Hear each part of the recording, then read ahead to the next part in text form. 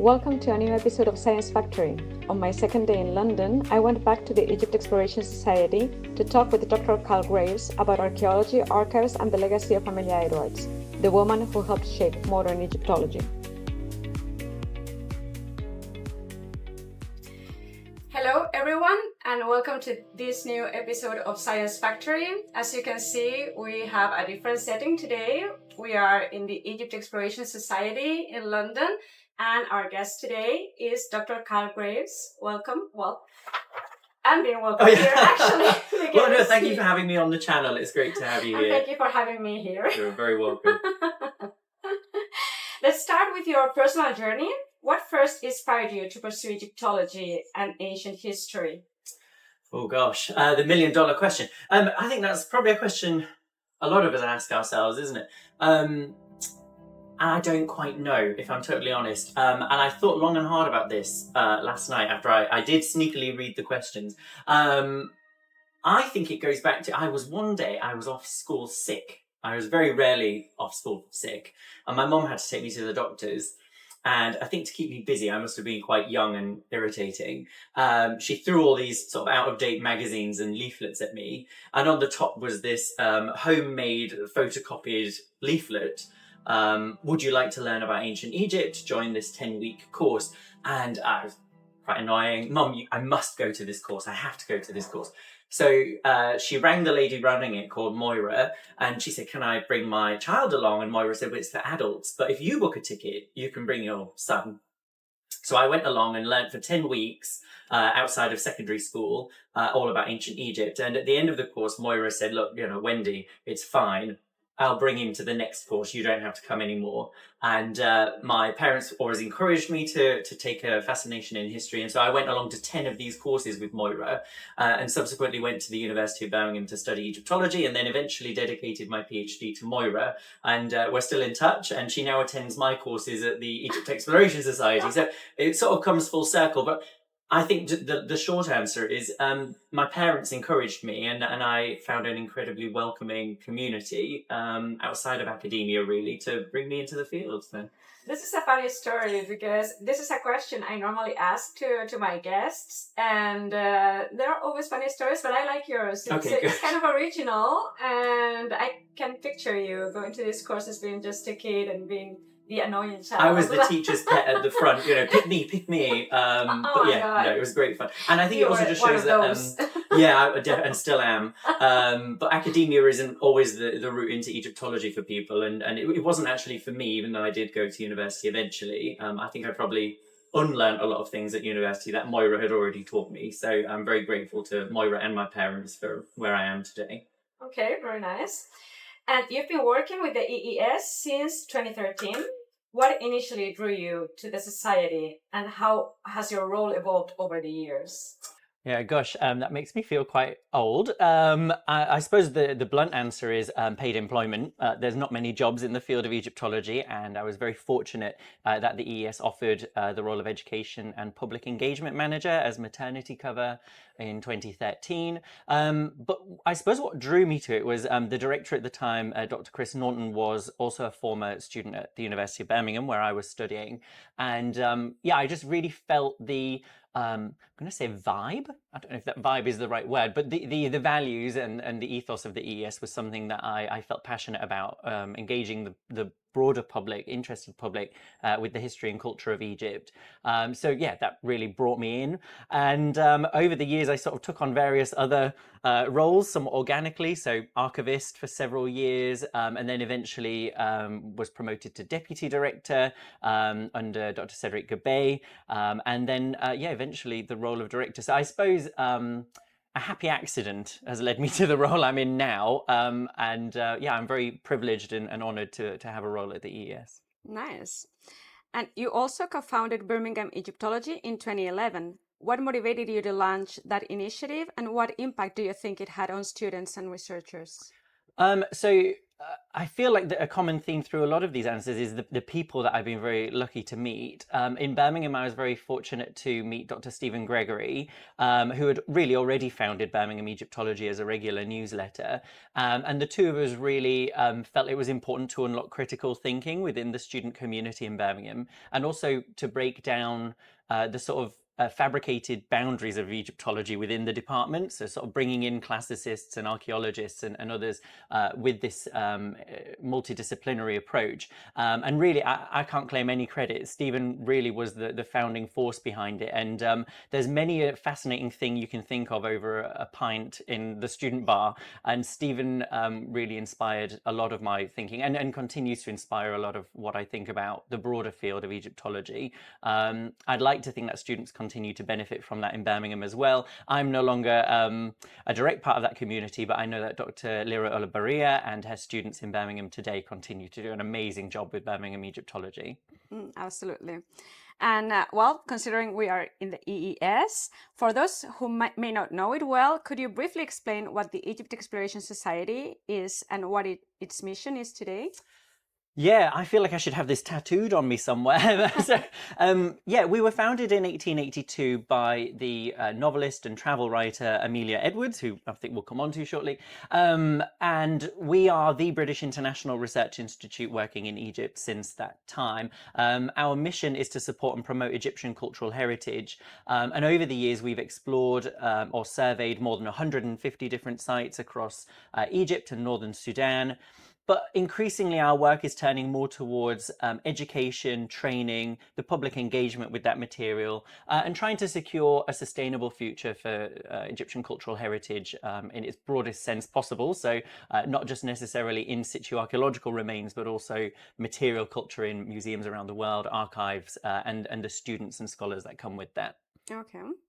And your early role at the EES focused on education and public engagement. What projects or programs are you most proud of from that time? Oh, so many. Again, I don't want to take credit for everything. I have been so lucky to work with an incredible team of volunteers and staff over the years here at the Egypt Exploration Society. Two things I'm going to say. So one was we ran in 2015 an exhibition of our archives called Excavating Egypt. That was with Catherine Piper and Ildiko Kalnoki. And honestly, it just brought in, I think, 150 people in a week, which at the time was quite unusual for the EES, and just gave us the opportunity to explore different narratives in the archive. And then I think the same year, maybe a bit later, with Dr. Kelly Aseta, we ran the Egyptian Archaeology Skills School.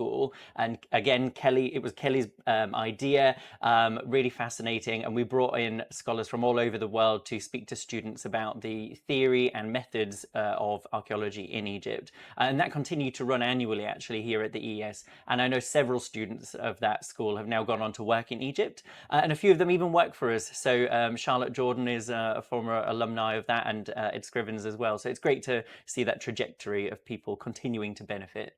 Absolutely. And can you tell us about the Egyptian Archaeology Skills School, how it began and how it has evolved over the years? All Kelly. I feel like I was more of an attendee benefiting, really. But Kelly really had this vision of bringing in experts in the field and engaging students with those experts. I think archaeology is not so much it's not just what you know, it's also who you know and the networks that you form. That's not to say it's about nepotism, but it is about the networks that you form as a student, I think. And Kelly understood that, and she brought them in. And Kelly is one student of the school that has subsequently gone on to have archaeological experience in Egypt, as well as several others.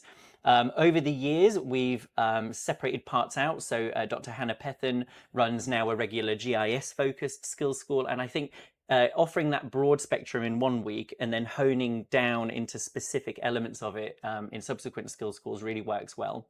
And the key thing, I think, with all the training that EES does is there's this theory, there's this methodology, but at the end you have a tangible output. There's some production value to it that you can take away as a student to show that you've demonstrated your skills. Mm-hmm. As director, you now manage the Society's operations in both London and Cairo. How do you navigate the different contexts and coordinate international activities? I don't. Navigate. You do what you can. Navigate it sounds like a very professional word. With great difficulty. Again, I have an incredible team.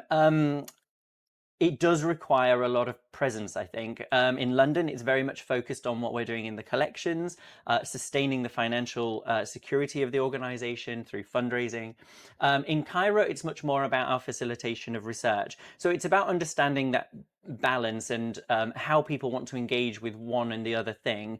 I think the EES has this really fascinating cycle where we support research and that outputs as publications or events or lectures that engage a broader public that then subsequently find the passion to support the research further. So it sort of becomes this wonderful cycle. And if you can maintain that sustainably between the two offices in London and Cairo, then it works beautifully. That doesn't mean there aren't challenges, but I always try and see challenges as an opportunity in disguise. There will always be, dark days, I think, for everybody, but you need to sit down with a cup of tea and a biscuit, probably some supportive colleagues, and try and find a solution to the problem that you're facing. And I'm very lucky to have had a strategic team around me. Yeah, that's important. Yeah. Yeah, and our board of trustees in particular, super supportive, very strategic, and have always supported my role as director. So very grateful for everybody's help. Yeah, that's very important.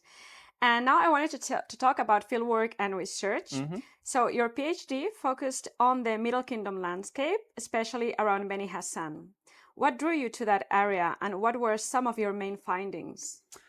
Yeah, I feel like a lot of people who talk about their PhDs after they've been awarded it, it's like it unlocks trauma. I've never really gone back to it and I would like to. It's a shame that I've never had time. I think the case study I worked on around Middle Egypt was interesting. It wasn't something I initially was looking at. I was actually more interested in Nubiology, North Sudanese archaeology. But Middle Egypt seemed a similar area in the sense of large landscape patterns were emerging, particularly through the work of people like Judith Bunbury, a bit further south, people like Angus Graham. And I thought, wouldn't it be interesting to see if the landscape analysis seen elsewhere could be paired with some of the more traditional methods of philological analysis? And I'll be honest, I don't particularly know that it worked for where I tested it. But the methodology for trying to understand landscapes as, let's face it, the largest artifact preserved in Egypt are their landscapes. These are in themselves created by human action or perception. And so, yeah, it just sort of helped me understand how the environment and landscape of Egypt has created the possibilities for the cultures we find there. Mm-hmm. So it was a really strange, nebulous answer to a very direct question. But I think suitably skirted around it as a PhD student would. So. No, it was great. So how have your field experiences, for instance, at Elephantine and in the Third Cataract Project, influenced your perspective as both a researcher and a heritage manager? I wouldn't say archaeologically it had an enormous impact. I sort of went out there, I did the archaeological training with some great field directors. The big takeaway I found was just the amount of co-curation with local communities that is happening and can be expanded. I was really, particularly in Sudan, we were really very much living with a community. And I think every time we sort of naively and somewhat offensively thought, well, we know about this archaeology, everyone in the community said, well, no, we already know this, we go and use this site, we pass through the site. And it really opened my eyes to the need to continue engaging local communities with the heritage that they know far more about than we do. And I think sometimes we shouldn't take that for granted. Mm-hmm. You've taught on a wide range of topics, from Egyptian materials and manufacturing to museum exhibitions design. How do those themes connect to your work today at the EES? Largely through our public engagement program and our education and training. So I continue to offer skills training, particularly in archive creation and curation. I love doing that because they're very tangible, sort of craft-based skills schools. We often run those in Cairo or online. But also the more public engagement side of it, we run a lot of online courses. I've just finished one on Amelia. And it's just understanding that people access Egyptology, Egyptian cultural heritage, in very different ways. People come through different avenues, whether it's learning later in life, or it's just through a passion, or they're actually studying at university. And each of these people want different things from it. And we need to, as educators, find what that is and how we support them to find their own avenue through the field, I think. Mm-hmm. And now, in 2018, you helped bring back the British Egyptology Congress. Why was it important to revive that event, and how do you see its role in the future of the field? Yes, I remember reading this question yesterday. Yeah, and this is one I was thinking about, because we revived it in 2018. And it was hugely successful at the University of Manchester. We then ran it again in 2020, but of course, because of the global pandemic, we ended up running it online. Yes, a small detail, but a huge impact, of course, in the EES. And it became clear in the online version of it that the British Egyptology Congress was possibly a bit narrow-minded, I think, or not narrow-minded, short-sighted, let's say. There's far more benefit in breaking down those sort of superficial national borders, I think, and sharing expertise and talking with colleagues around the world. And the online conference gave us that option. And so I'm not 100%, don't quote me, I'm not 100% sure we will run the British Egyptology Congress again. We didn't in 2022. No, sorry, we did in 2022. We didn't in 2024 because the Current Research in Egyptology Conference was being held in the UK, and so we felt we would support that instead. I don't know what the benefit now is of these national silos. We did decide in 2022 to rename it the EES Congress to try and break that boundary down. But I think what I can see is things like the Delta Survey Conference, where there's a much more fixed approach to the subjects being presented, are perhaps more beneficial, and you can have more focused discussions and breakout sessions. I think the broad scale conferences are harder to do that. And I think when you look at things like the RC annual meeting, they're doing it so well that I think if that continues to be online, I don't know the benefit of the EES trying to do something similar. I suppose I'd rather work in partnership and collaboration with others and deliver one great event every year. But yeah, it's not a very good answer to saying that Beck should continue. You also completed a certificate in fundraising. In your experience, what are the main challenges heritage institutions face today in securing support? Yeah, fundraising, I think, is the main challenge. And I think the reason I did the certificate in fundraising was because as Egyptologists, we're really good at knowing, thousands of years of Egyptian history, but applying that and the transferable skills around that are something that maybe we're not as aware of. And I think students are becoming much more aware of the need to find these transferable skills. And fundraising is something that I think is not fully appreciated yet within the field. Everybody working in universities now knows everybody's fundraising all the time, whether it's grant applications or in the case of the EES, we're often working in private philanthropy. So I felt it was important to do that, and it's touch wood, certainly seems to have worked for us so far. And I think it comes back to people like Amelia, who really understood the need to meaningfully engage with the supporters of the society. It's not just about asking for money. It's not just about delivering books. It's about asking them what involvement they want and how they can make that meaningful to them, how we can support their journey in Egyptology. And fundraising, therefore, feels a bit of maybe a dirty word. But the reality is that we're not always asking for money. We're giving an opportunity for someone who is passionate about Egyptian cultural heritage to enact that passion and to make it possible to sustain it in the future. And that opportunity, if we don't offer it, I think that's awful. I would love to have the opportunity to support something I'm passionate about, and I'm very lucky to work at the EES to do that.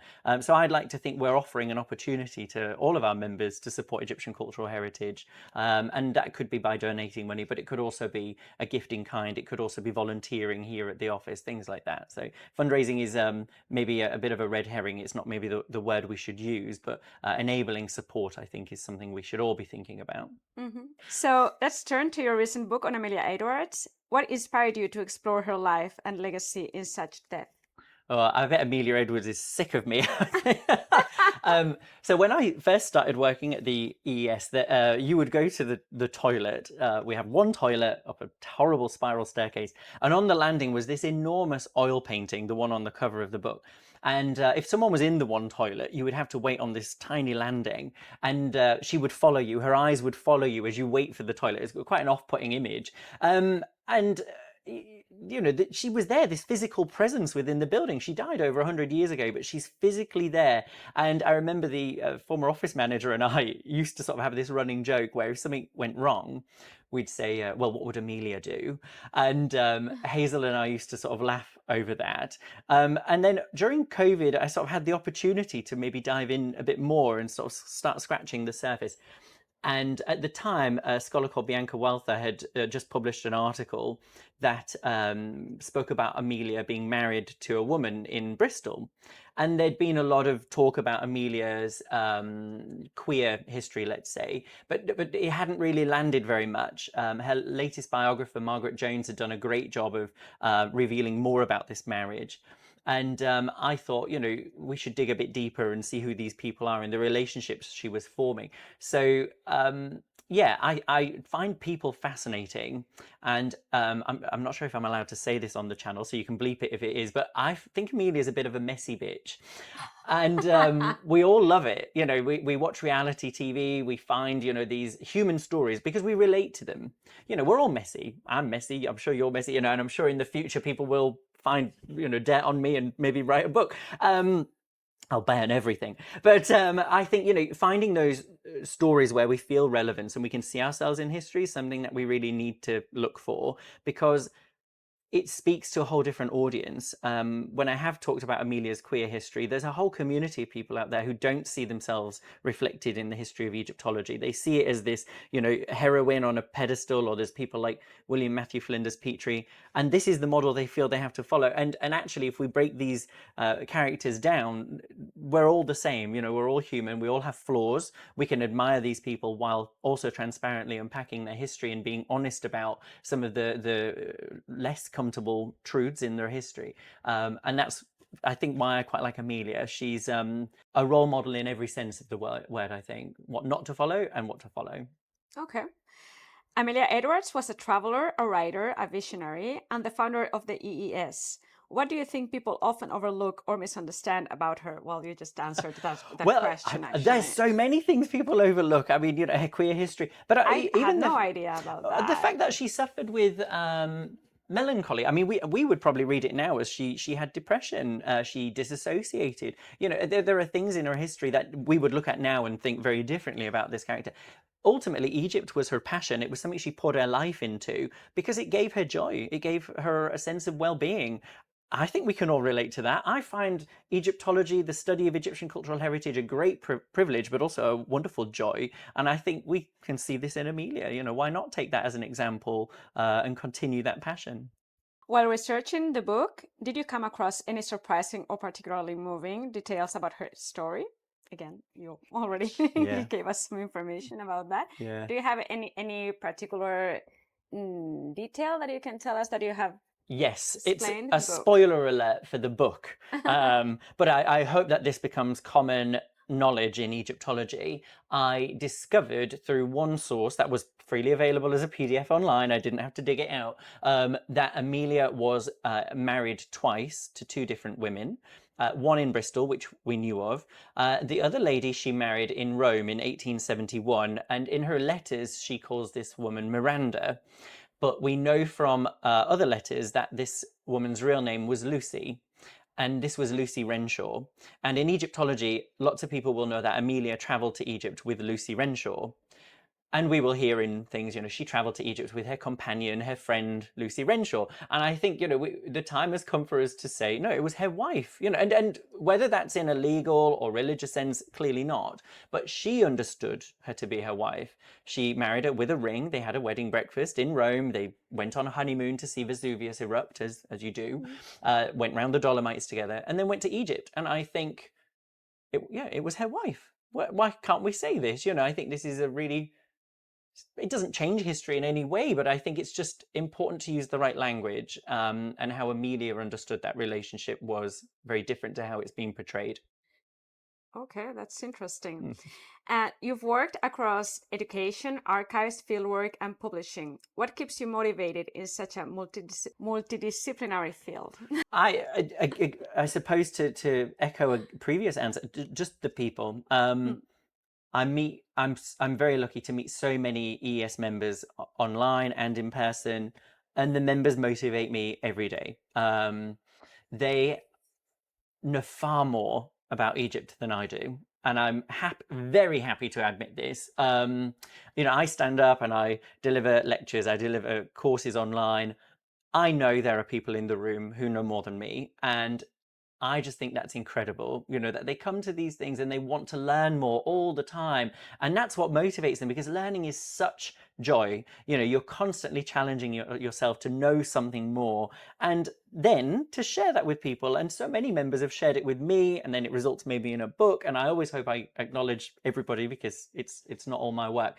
But the members, I think, if anyone's feeling unmotivated, they should always remember why they're doing what they're doing, not what they're doing. Every day I'm emailing. That's not why I do this. I don't do this to email every day. I do this because I'm passionate about Egyptian cultural heritage, and so are the thousands of people around the world who support the Egypt Exploration Society. So if you want to be motivated, my suggestion is be inspired by the people around you who care about the subject as well. Finally, what are your hopes for the future of the EES and the role of Egyptology in public life in the 21st century? Oh, I have so many dreams. So for the EES, our big project at the moment is our Building the Future campaign. We want to try and redevelop the 3 properties we have here in London. I mentioned earlier the inaccessible toilet. We'd like to put in more accessible facilities. We'd like to welcome school groups and the general public to come in and have authentic experiences with the collections we hold. Not just the archive, the library. We also have the Oxyrhynchus papyri, our cartonnage collections. Largely unseen by the public, I think, and it'd be great to be able to just share that a bit more, and to use them as a platform to unpack some of the more challenging subjects within Egyptology that the public are already talking about. We're talking about object distribution around the world. We're talking about colonialism, and I think we've got to find or get the guts to share that transparently using the collections and open that dialogue further. And I really hope that the EES can be a platform and an avenue to explore those subjects further. And I think just for Egyptology in general, I think the challenge for all of us Egyptologists, everybody, is just to break down what the field is to other people. We're always talking in very internal jargon. We tend to focus on big name topics, and there are so many fascinating stories within what we do, whether that's ancient Egypt, medieval Egypt, or simply the study of Egyptology as a field itself. I think we have to find ways of engaging people with those subjects and letting them find themselves in there, and however they find relevance. I think that's our challenge now. Well, I wish you very good luck with all your future projects, your current projects, everything in general. And I hope to come again after the remodelation and everything to see always how welcome. It's changed. Thank you very much for welcoming us. And well, I hope to see you soon. And I wish you all a very good day. I hope you enjoyed this conversation with Dr. Carl Graves. As you may have noticed, we had some focus issues with one of the cameras, another beginner's mistake. But I'm learning as I go, and I'm very grateful for the opportunity to record inside the EES and share these stories with you. If you liked this interview, don't forget to subscribe and share. More Egyptology content is on the way.